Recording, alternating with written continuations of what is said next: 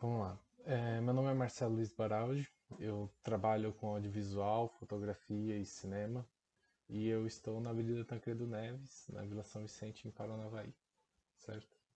É, E eu vim aqui contar um pouco da minha história, como que eu comecei no audiovisual, o que que me interessou e como essa minha trajetória se soma à história de Paranavaí, né? Como que eu somo e como eu acho que eu posso somar mais a história e a trajetória de Paranavaí por si só. Eu fui criado em Paranavaí, fui criado aqui, meus pais são daqui e eu comecei a ter mais interesse pelo audiovisual em geral no ensino médio, né? Quando eu tinha uns 14, 15 anos, eu assisti filmes que mudaram muito minha perspectiva de vida. E eu falava, meu, é isso que eu quero fazer. Eu quero mudar o mundo, eu quero melhorar o mundo de acordo com através da arte, do audiovisual. Eu falava, era um pouco até de prepotência da minha parte. Eu falava assim, não quero fazer medicina, não quero ajudar uma pessoa só, quero fazer cinema que eu posso criar uma coisa que eu posso ajudar um monte de gente ao mesmo tempo. Eu tinha muito essa postura de querer ajudar e eu via que através da arte eu poderia ser alguém que somava ao coletivo e alguém que fosse de certa forma substituível, né? Que tem essa questão na arte também, de como você cria uma coisa que inicialmente não é substituído facilmente, né? Quando você cria algo criativo. E, e por causa disso eu fui fazer cinema em Florianópolis, depois na minha graduação, com 18 anos, né? Eu fiquei lá de 2007, eu entrei na faculdade em 2007, fiquei lá até 2011. Em 2011 eu voltei para Paranavaí para trabalhar na RPC TV. Fiquei um ano como diretor de imagem lá, eu era responsável pelo corte do jornal e por todos os enquadramentos e as coisas do estúdio ali. Na época eu tinha 21 anos, eu acho. Só que depois de 2011 eu tive que voltar para Florianópolis para terminar minha graduação, né? E até então eu não participava dessa vida cultural em Paranavaí ainda. Eu estava nessa época de formação ainda, né? Mas dentro do curso eu, eu trabalhei com muitos curtas, muitos longas e muitos projetos legais, assim. Mesmo que naquela época era um pouco mais difícil se fazer cinema e se fazer vídeo em geral, né? A gente estava numa época, no meio dos anos 2000, na morte do cinema analógico, né? Não na morte, mas ele mudou os processos e o cinema digital ele estava crescendo cada vez mais. Então era muito mais caro que hoje em dia, né? As câmeras elas tinham muito menos qualidade as de vídeo e eu peguei muito essa época de dificuldade. Mas por causa dessa dificuldade também, eu aprendi muito a parte de pensar o cinema, da crítica do cinema e questionar o audiovisual em geral dentro da graduação. Então eu aprendi as técnicas, eu aprendi fotografia, eu aprendi muitas coisas relacionadas à dramaturgia e roteiro, mas coisas que não mudam de acordo com a tecnologia que você está usando, né? A fotografia é fotografia, independente de que câmera que você faz. Eu aprendi essa base, eu tenho uma base muito sólida, né? E eu cresci dentro da graduação, fazendo vários projetos, e lá dentro me descobri como um fotógrafo e como alguém que gosta de linguagem cinematográfica e fotografia cinematográfica também. Porque inicialmente eu entrei para ser roteirista, eu gostava das histórias, eu gostava de contar histórias, eu tinha essa ideia de criar uma história para mudar o mundo, né, como adolescente. E lá eu tive vários professores incríveis que me mostraram as possibilidades de você de você ser um fotógrafo e somar, não no sentido só da beleza, né, do enquadramento, mas você ser os olhos e você ser os ouvidos do mundo, assim, e através disso você se, se comunicar também. Durante a graduação eu fiquei um tempo no Rio de Janeiro, fiz mobilidade acadêmica lá em Niterói também, e depois de formado, eu me vi numa realidade que Paranavaí não tinha, uma realidade de audiovisual, né? Eu me formei em 2012 e tudo era muito recente, né? E até para trabalhar com social, com casamento, era algo que ainda era difícil na época, né? Muitas vezes tinha poucas pessoas, viviam de freela e não era uma realidade possível para mim na época. Então eu acabei indo para São Paulo, fiquei lá por 2 anos, 2013 e 2014. E lá eu tive umas experiências incríveis dentro do audiovisual, que me somaram muito, tanto para vídeos institucionais quanto para vídeos culturais. E então eu fiz vídeos para várias empresas, assim. E, e uma que mais me chama a atenção, que eu mais gosto, assim, que eu fui pesquisador de uma série documentária sobre história em quadrinhos, né? Que era uma época de pós-produção do filme, o filme já tinha sido gravado, a série, desculpa, ela ia passar na HBO, ela passou na HBO de 2015 a 2017, eu acho. E eu era quem organizava o material de arquivo e falava com os artistas, e era um trabalho mais de pesquisa mesmo, mas que me foi muito. Eu fiquei muito grato de ter feito. E a minha vida em São Paulo foi isso. Eu fiz muitos freelas e eu cresci muito, eu saí muito da minha bolha, eu cresci muito, né, no fato de ter morado em Floripa, ter morado em São Paulo, ter morado no Rio de Janeiro. E aconteceu que final de 2014 eu voltei para Paranavaí. E em Paranavaí eu tive que começar a me reencontrar, encontrar formas de trabalhar e encontrar formas de, de me expressar e ver coisas que eu achava interessante para eu filmar, para eu tirar foto, né? E eu comecei a ir para os lugares para fazer fotos e eu conheci algumas pessoas. Eu lembro de ter ido no Foot Rock uma vez, tipo, não conhecia ninguém e aí tirei várias fotos do evento, assim. E toda vez que eu fazia as fotos chamava a atenção das pessoas, porque eram fotos um pouco diferentes, um pouco mais trabalhadas, assim. E quando eu voltei em 2014, eu comecei com isso. Em 2015 eu comecei a ter vários projetos, já pequenos, mas tentando suprir essa minha vontade de fazer coisas diferentes em Paranavaí. Apesar de não ter uma cena de audiovisual em Paranavaí e toda essa ascensão da tecnologia que a gente tem hoje em dia, né, ainda estava em ascensão em 2015, né? Toda essa questão do vídeo ele cresceu muito, ele evoluiu muito por causa das redes sociais e por causa dos smartphones, que hoje em dia todo mundo consegue gravar com o celular, né? Mas antes de 2010 era difícil você achar uma câmera filmadora tão boa, barata, que seja tão boa quanto um smartphone hoje em dia, né? Apesar do smartphone ter todas as coisas automáticas e tal, né? É, então, eu entendo que existe uma democratização do audiovisual e junto com o aumento de interesse no audiovisual também, né? Tem mais gente interessada, tem mais gente indo atrás. E eu acredito que a gente está num momento de ascensão, principalmente em Paranavaí, né? De pessoas que pensam cinema, pessoas que se interessam em cinema, pessoas que pensam em audiovisual, né? Tanto é que tem agora esse o audiovisual está dentro dos editais de Paranavaí, então existe uma vontade de segurar as pessoas que pensam audiovisual e querem fazer algo em Paranavaí e não deixar ir embora, né? E voltando, em 2015 eu comecei as minhas experiências em Paranavaí, eu tenho anotado aqui, né? Porque são algumas coisinhas. Deixa eu ver aqui. É, Em 2015 eu comecei primeiro de tudo, eu comecei a gravar algumas apresentações no teatro. Então eu fiz umas apresentações de culturais do Colégio SESI em 2015, apresentações do colégio, assim, conheci os pessoais e foi bem legal, assim, porque naquela época, como eu falei, não era muito mais difícil ter as pessoas filmarem, mesmo em 2015, né? E eu também comecei a acompanhar o grupo Balé Devan, da Cristiane Ferreira, e eu fiz todas as apresentações da escola de balé dela, desde 2015 até 2019. Se não me engano, 2020 ela foi embora de Paranavaí, né? E sempre foi legal, assim, porque eu me coloco, como eu falei, como olho, né? Tipo, eu tenho uma postura de dar visibilidade para outros artistas também. Não é uma coisa que eu faço só por mim, assim. Às vezes meu trabalho é até paralelo e não tem... E ele tá lá mais para estampar o trabalho do outro, né? E eu fiz essas coisas de 2015 a 2019 junto com o Ballet Devan.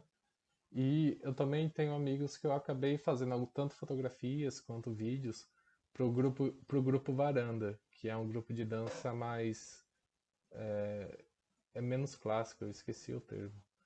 Mas que aí eu fiz alguns vídeos, fiz várias fotos para eles, assim, de divulgação, eles participaram de editais. E sempre assim, sendo essa pessoa meio por fora, assim, ajudando as pessoas a crescer de leve.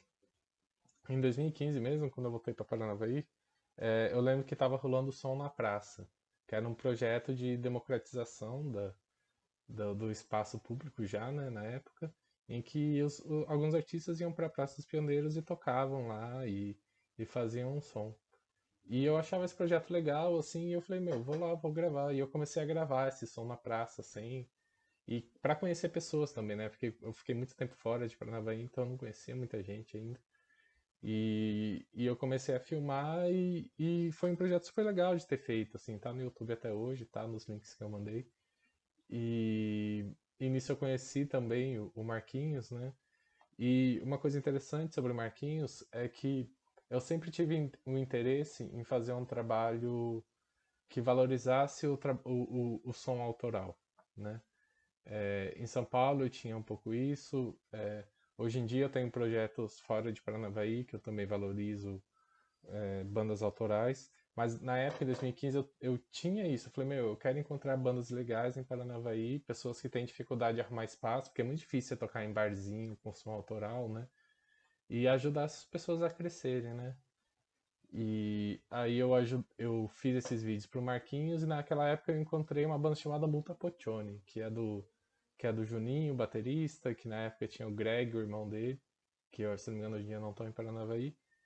E eles tinham essa postura, não, a gente só vai gravar autoral e assim, independente de como é o negócio deles, eles eram bem corajosos em 2015, assim, fazer um trampo autoral em Paranavaí e eu abracei a ideia, fiz várias coisas para eles, assim, e a última coisa que eu fiz foi uma apresentação inteira dentro do teatro, de acho que uns 50 minutos de show, 40 minutos de show, que infelizmente não tá mais no YouTube.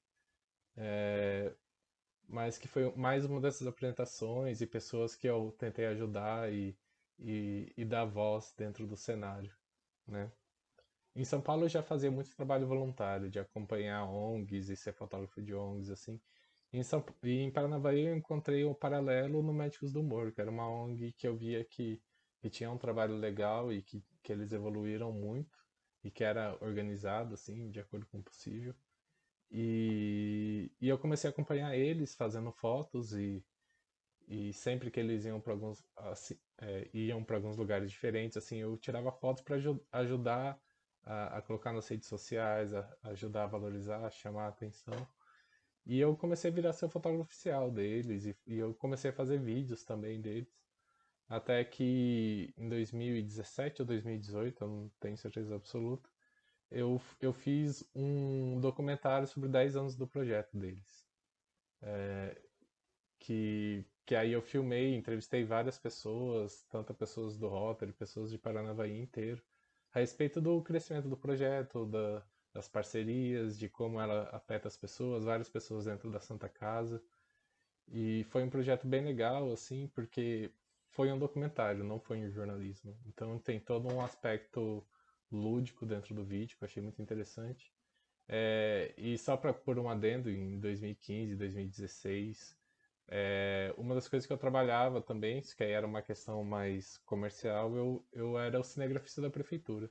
Eu era terceirizado, não era fixo da prefeitura, né? Mas isso foi interessante também no sentido de que eu aprendi mais, né, sobre jornalismo, sobre como fazer as entrevistas. É claro que eu já tive essa experiência dentro da RTC, eu fiz muita entrevista em São Paulo, mas que me somou mais ainda. Mas eu achei legal que eu conheci muitas realidades em Paranavaí naquela época. Eu fui para todo canto, fui para muitas escolas, eu saí da minha bolha completamente, comecei a conhecer Paranavaí mais a fundo, assim, 2015, 2016.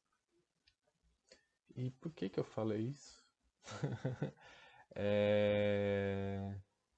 dos Médicos do Humor, certo.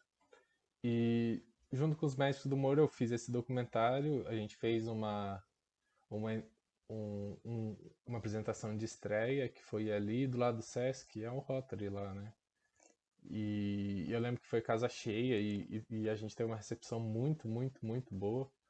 E foi um vídeo que eu fiquei muito orgulhoso de ter feito, porque eu fiz tudo por conta, né? Como não tinha muita gente que trabalha com audiovisual em Paranavaí, e eu acabei. E eu tenho um pouco disso também, de eu sei fazer um pouco de tudo dentro do cinema, né? Então eu editei o áudio, eu editei as imagens, eu colori, eu filmei, eu fiz tudo sozinho, né? Engraçado que se for pôr os créditos lá, vai colocar tudo Marcelo, assim, 20 vezes meu nome. É, e foi bem legal, assim, mas eu sempre tive essa questão com o Paranavaí de que audiovisual é uma coisa muito difícil de fazer sozinho, né? A música você consegue fazer sozinho, é claro que de uma forma específica. Escrever você consegue escrever sozinho. O audiovisual, as coisas que você consegue fazer sozinho são muito pequenas, assim. Quanto mais gente você tem, você consegue fazer projetos maiores, né? Você tem que sair de casa, você tem que sair da sua bolha para filmar e descobrir as realidades. Então, eu sempre tive isso de eu procurava um núcleo, um centro de audiovisual em Paranavaí, pessoas que se interessassem e tal, mas sempre teve essa dificuldade, mas eu também não tinha muita. Eu não me colocava como responsável de fomento em Paranavaí na época também, 2015, 2016, né? Eu ainda tava encontrando o meu espaço, quem diria abrir espaço para outras pessoas também. Mas ao mesmo tempo, eu via que tinha gente interessada, né? Em 2011, quando eu estava na RPC, eu lembro que tinha uma espécie de cineclube em Paranavaí, né? E esse cineclube, se não me engano, era do Davi Arioshi, e ele passava uns filmes na Casa da Cultura e era super interessante, assim, porque eram filmes não comerciais, né? E era uma oportunidade das pessoas de verem filmes diferentes. Naquela época era tão difícil quanto hoje, né? De assistir filmes não comerciais e encontrar eles. E ele tinha uma postura de questionar o filme, como todo cineclube também, de acabar o filme e criar uma discussão a respeito do filme, né? Eu tenho a minha forma de lidar de fazer crítica a filme também, mas é um pouco diferente. Mas era legal de ver que, meu, tinha gente que fazia essas coisas diferentes. E é até engraçado que uma pessoa que eu lembro que pra mim é o cara o cinéfilo mais antigo de Paranavaí que eu conheço é o Teia, né? O, que da Mira Vídeo. Eu lembro que ele era o único cara que tinha uns filmes escondidos, assim, de uns filmes clássicos, uns filmes não comerciais, assim. E eu lembro que quando eu fui eu tentei vestibular na FAP em Curitiba, e eu tinha que assistir alguns filmes e não tinha lugar nenhum para assistir, mas mais da metade deles eu consegui através do Teia. O Teia tinha os filmes lá escondidos e eu consegui assistir através dele. Então, ele querendo ou não, né, mesmo com uma locadora, ele tem essa postura de democratizador do conhecimento de audiovisual, né? Mesmo não tendo estudado, eu acho, né? Enfim. Deixa eu ver o que mais. E eu tive esses anos que eu fiz esses projetos, gravei muitas coisas no teatro, né? E, e eu fiz bastante fotografia também, só que minhas fotografias, elas como muitas vezes eu faço para cliente, eu faço para as pessoas, elas acabam, eu não tenho elas organizadas em um portfólio específico atualmente, né? Então acho que eu nem vou entrar muito nesse tema da fotografia. Apesar de eu ter muita fotografia e de muita gente, algumas são bem legais, assim. Isso foi 2015 e 2016, essas histórias, né? Em 2017, é, com essa intenção tipo, não adianta só eu fazer as coisas para os outros e dar visibilidade para os outros, eu preciso criar alguma forma de viver de audiovisual em Paranavaí, né? E eu criei a empresa Patagônia Filmes, que é uma empresa de vídeos sociais inicialmente, eu fazia muito aniversário, casamento, assim. Só que eu não me identificava com a indústria de casamento em geral, né? Do jeito que é posto, as coisas, as obrigações que as pessoas têm que ser, têm que ter e tal, e eu achava tudo muito saco. O vídeo engessado de casamento eu acho uma coisa muito feia, muito, muito, muito feia. E eu falava, meu, tá, já que eu vou entrar nisso, eu vou entrar nisso fazendo um projeto diferente, né? E a Patagônia Filmes, ela vem com essa ideia de criar algo mais autêntico nos vídeos de casamento e não esse negócio engessado, esse vídeo do roteirinho do terno pendurado e do vestido pendurado e aquela coisa brega que a gente vai ver daqui 10 anos e dar risada, né? Então eu comecei a suprir um pouco essa minha vontade artística dentro dessa ala mais comercial, mais social, assim. Porque eu não conseguiria, eu como artista, fazer um vídeo, um vídeo de qualquer jeito, um vídeo mais padrãozinho, assim. E dentro da Patagônia Filmes eu comecei a evoluir dentro da minha linguagem e ela evoluiu para um vídeo até mais sujo, um vídeo mais, não sei se agressivo, mas um vídeo mais sincero, mais cru, assim. E que eu acho muito legal, mas ao mesmo tempo é muito mais difícil de vender, né? É um vídeo que as pessoas não estão acostumadas a ver e depende do senso estético dela, talvez as pessoas não entendam. Mas ao mesmo tempo é um tipo de trabalho artístico que eu me orgulho muito, assim, e que eu atendo Paranavaí, região, Maringá, Curitiba, e eu já fiz casamentos em São Paulo, fiz casamentos no Rio de Janeiro, então sempre tem algumas pessoas que identificam o meu trabalho e veem como algo positivo, e eu sou de Paranavaí, né, e os lugares que eu vou as pessoas eu não nego que eu sou de Paranavaí, né? E eu tenho essa empresa. Hoje, esse ano ela foi um pouco mais difícil por causa da pandemia, né? Tudo teve que parar e eu faço questão de, tipo, se alguém me procurar pra fazer um casamento em 2020, eu não faço, independente do tamanho. Eu acho que essa é a minha responsabilidade, né? É, e a partir de 2000, depois da Patagônia Filmes, deixa eu ver aqui.